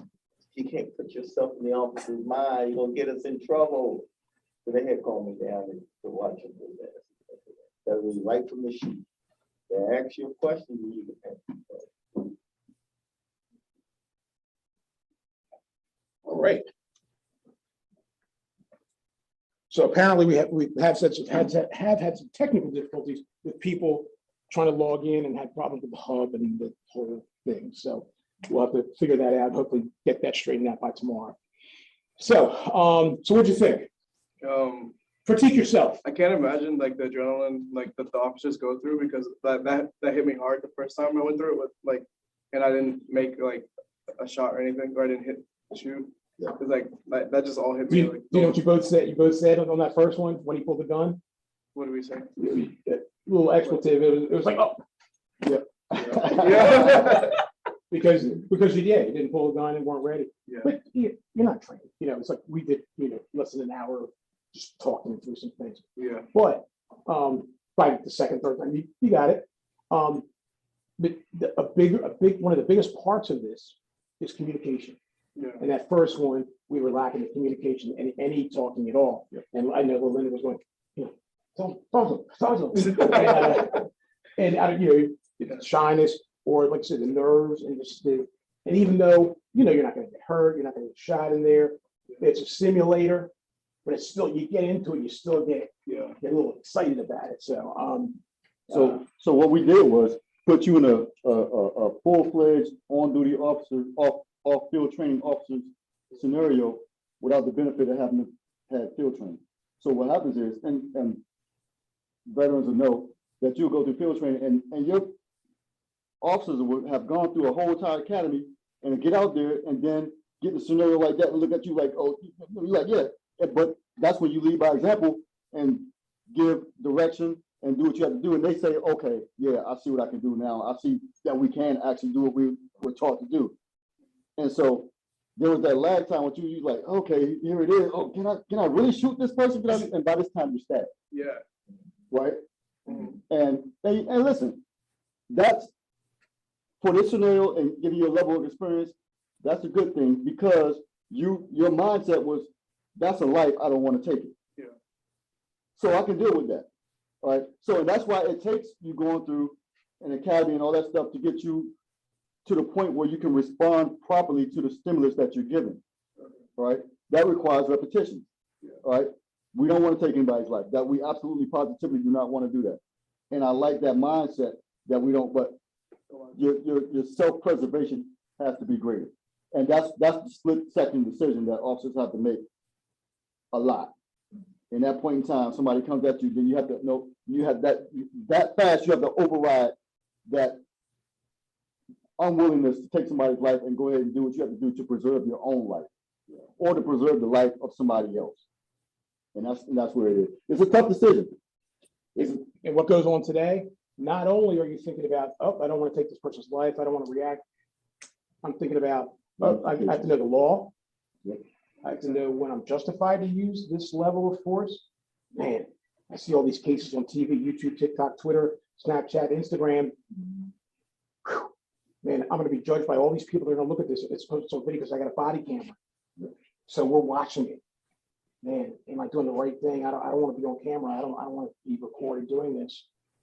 And so you're thinking about all these things. Man, my friend got involved in a shooting and he's been off for a year, you know, on leave until the case is cleared up for 2 years.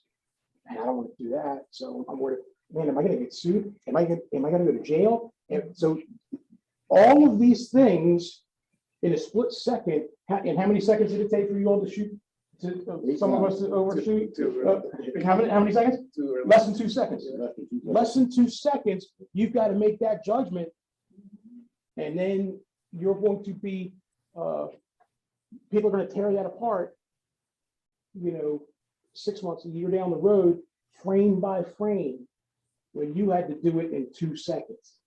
And so there's a lot going on. And you saw that we were able to see where each shot went to. Yeah. And analyze each shot. Her last 3 shots, I'll say, okay, that one's on federal court. And it's a little bit in jest, but in that short period of time, that snapshot of your life could cost you your freedom for the remainder of your life. Yeah. Your livelihood, everything you work for, all right? You can be sued, thrown in jail, all that stuff for 2 seconds of your life, right? And so, to go back to what he said earlier, and in a situation when a lady thought, the officer thought she had her weapon in her hand, her firearm in her hand, and she had a taser, it's repetition. So you're doing yourself a disservice if you know that you're in a profession that creates high stress situations like that, and you don't put yourself in situations where you have to respond to similar. That's why we and it seems tough, but when we take these academy students and we put them through as realistic as scenarios as possible, with what we have, they're ultimately not going to get shot in the academy, right? But we show them the stimulus and we have them respond to it, and we show them things that they shouldn't respond in that way to see, because we have to test them in that way to see if they're going to respond to the wrong thing, if they're going to be excessive. So all of that has to be tested. Right. Once you realize, okay, I can, and you broke through that barrier, you responded in the way that you should. Even more so, you put 2 shots on target and you stop shooting. The judgment. Right.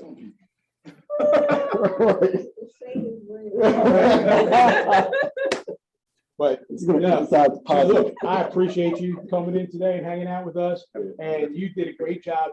Like from question 1, when you knew the answer, I was like, we got a good one here. Yep. So comments so far were, very positive. So we appreciate you, like I said, coming by today and hanging out with us. Hopefully, if you have time during the week, you can come back through. For those joining us the rest of the week, tomorrow will be with our professor in the forensic science program, and we will actually start processing processing the scene where our suspect is, and you can see the knife by his right knee there. We'll process that, and then we will move to the actual house where the crime took place. And we'll set that up and we'll process that house, which will be in this room here. And we'll have different things for people to actually process. Blood, knife, fingerprints, clothing, things like that. Yep. So that'll be tomorrow. So hopefully you can join us then. And then Wednesday will be case preparation. So like I said, I appreciate it. Professor Bly, anything to add today? Thank you. Appreciate you being here. Professor Henry, what? No, not at all. Well, one thing, when you all were talking about hands being considered, seeing the hands, there was an incident when I was on the street up at Knights of Columbus in Forestville, real life story. Wintertime, people wearing the big, thick Packer coats. Puffy coats. Yeah, and back then they had pagers. Yeah. I don't know if Pete remember the incident involving the officer. Group of guys lined up, officer by himself. He said, hey, look, I need to see every hand. And he said, everybody's hand. Well, one kid kept reaching inside, as you stated, the high risk area, kept going in. So what are you gonna think? It's a weapon. He kept going in, but it was actually his pager keep vibrating. His buddy next to him said, hey, look, man, keep your hands up, keep your hands up. The guy kept going. So he went again, the officer shot him. Based on the testimony of the other people who were there, said, hey, look, officer told him to keep his hands up. Yeah. But I just want you guys' professional opinion, and I have mine, and the day's climate. Yeah. I know the pages aren't there. What do you think? Which way would it go? Hindsight, we're getting judged on hindsight at this point in time. Yes. Because, you know, even in the situation where the guy in the mall attacked her, the lady was trying to kill her, and they shot him and ended up shooting through the wall, and somebody that was hiding in the fitting room got killed. The headline was officers shoot through the wall, and it seems reckless, it seems callous that they just went through there on some heavy-handed tactics and just started shooting everywhere without any regard for things. So, you know, and that's what we're being judged in a real-time situation from a hindsight perspective. And that's where I was going with when I was showing her the step-by-step, the shot-by-shot, the frame-by-frame. The 2 seconds that we're gonna go through, everybody's gonna break that down, because everybody's wearing body cams and all that stuff. It's unfortunate, you know, it's a bad climate for. Well, officers, you know, at one time, and it's a sign of the times, the officer was given the benefit of the doubt. Right. And jurors were asked to put themselves in that position, not that they were trained, you know, a grand jury or whatever. And just like you said, it can happen that quickly. That's correct. So we were given the benefit of the doubt. I'm not sure if that's still true today. No, I don't think that's true today. As much, you know, some cases, yes, but also, you know, officer's track record, all that stuff's gonna come into play. Sure. And all that stuff, you know, you're gonna drag your complaints. That incident of water, it never made the news, but today it would have made the news to say, officer shoots on a man who had a pager. Yeah. That's it. It would have made the news. But due to the fact, you know, a group of kids who said, no, officer wasn't wrong. He told him not to do this. Yeah. So, but would we have that today in today's climate? And that's the thing. And I think Director Austin had mentioned earlier, you did, the liability now, you know, so you gotta be very cautious with that. Everything's going through your mind. And like you said, you got a second and a half to think about. That's it. That's it.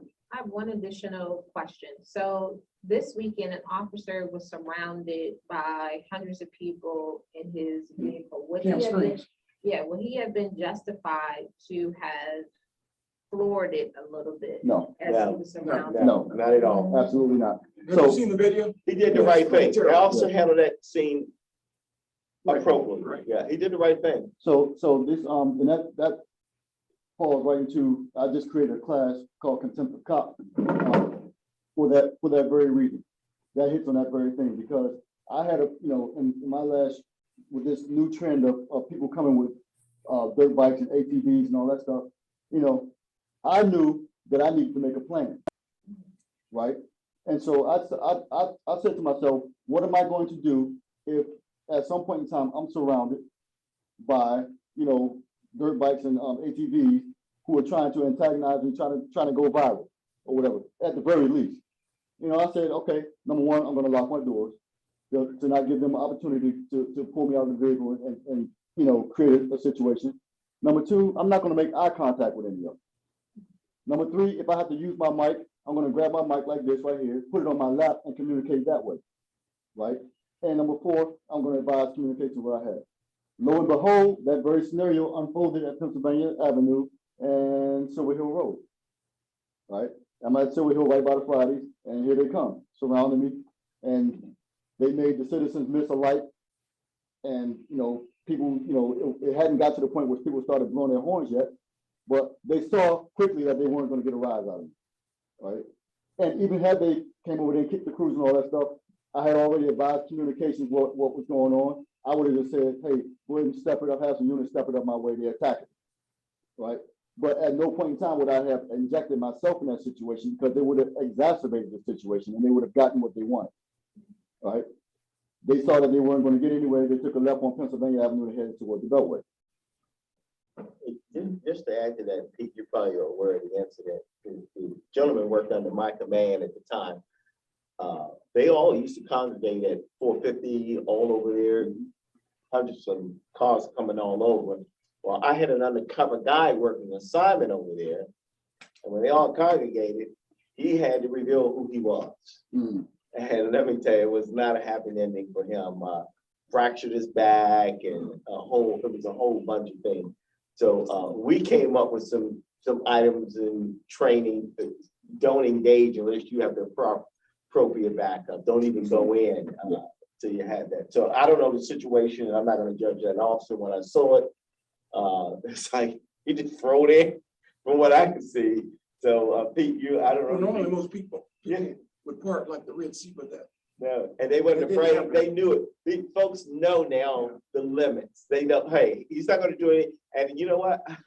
I commend the officer, because this could have been like Blacksburg down in Virginia when that guy just shot through the crowd. I mean, we took the passive way out of that. They rammed them. Yeah. I remember that. That happened like last year. So it's. Well, first, was that a veteran officer or a rookie officer this week? I don't know. You know, I think it would have been a veteran. He would have drove into it. yeah, that's He what I would have said. drove into it. Yeah. I think I would have waited for backup. Yeah, absolutely. And that was my whole thing. So, I get it. When there's a lot of experience in here, but my thing was, I told myself, I'm definitely gonna, if they surround me, if they do anything, but if they get inside my vehicle, right, then it is what it is. It is. I have to protect myself. But that's right. But when it's all said and done, if I'm still alive, it's just property. If they're kicking it outside of the door and all that stuff, I'm gonna get the folks there for sure. You know what I'm saying? But I'm not gonna make the situation worse by opening my door and going chest to chest with somebody when it's one of me and 50 of them. Right? That's not gonna end well for me. And I'm gonna create a situation whereas I have no choice but to deploy my firearm, because if somebody takes a helmet and decides they want to hit me with the helmet, that's a deadly force situation. That's a deadly force. And so it would have been that I created that exigency in that point in time. Right? When all I had to do was sit inside my vehicle. Now, it's amazing. Percy and Pete came from a different era of the policing that I did. I come in right after those guys, but coming from them and what they were shared with me, now we have an incident like that. Now we have to rebuild our respect. I would have been arrested a couple times. How do we, as an agency, how do you get your respect back? You get what I mean? Right. Because now that one incident has caused other officers to have to deal with some issues now. No, oh yeah. Oh yeah. So how do we get our respect back as an agency? So it's a challenge. Is it respect or fear? Yeah. I say, it's not something that you're necessarily proud of, but we lived, coming in the early 80s, we policed and lived off of the reputation from the 60s and 70s, where people were afraid of the Prince George's County Police Department. Now they're not. Now people are not afraid of, and they shouldn't be afraid of the police. But yeah, there's got to be a mutual respect and interaction with the community. And that's what I think most agencies are striving to do, is to develop and foster those relationships.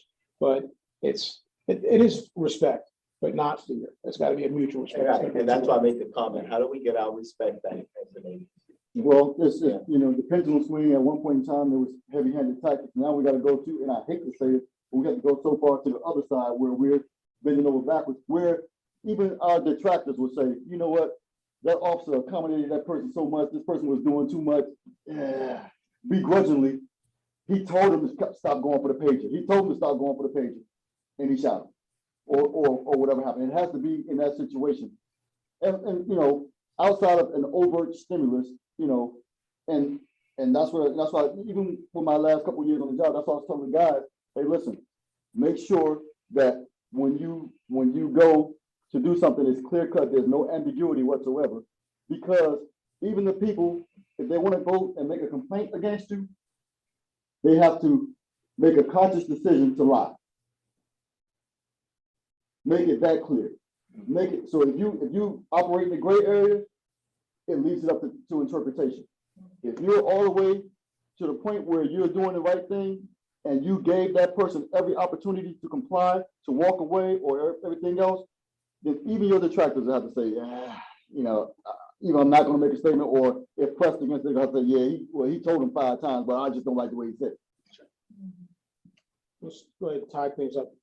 Anything? to add? No, I thought this was great, and I really think, hopefully, Anthony, I know you don't necessarily want to be a police officer, but, you know, just hearing your answers and to the questions, I can tell Professor Street did an excellent job. And I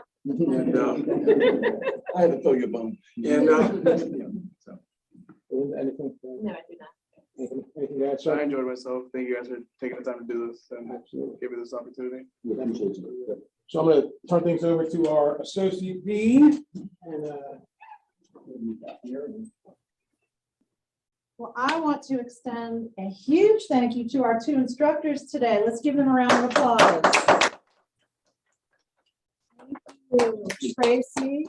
Thank you, Percy. Thank you. And I hope you all learned a lot today, and I hope you come back tomorrow. Today is just day 1. We got lots in store this week. You can see how we roll over here. We do the fun stuff over here. So come back tomorrow and we'll do the crime scene stuff where I get to assist Brian. Oh, awesome. I have a question later in the week. So they've changed the Zoom link or what? Oh, no, we're gonna have to debrief about. Can you stop recording now? so hold on. Oh, okay. I just want to know, because that's how I'm going to participate via Zoom. Everybody, thank you guys. All right, thank you. Hey, nice to meet you.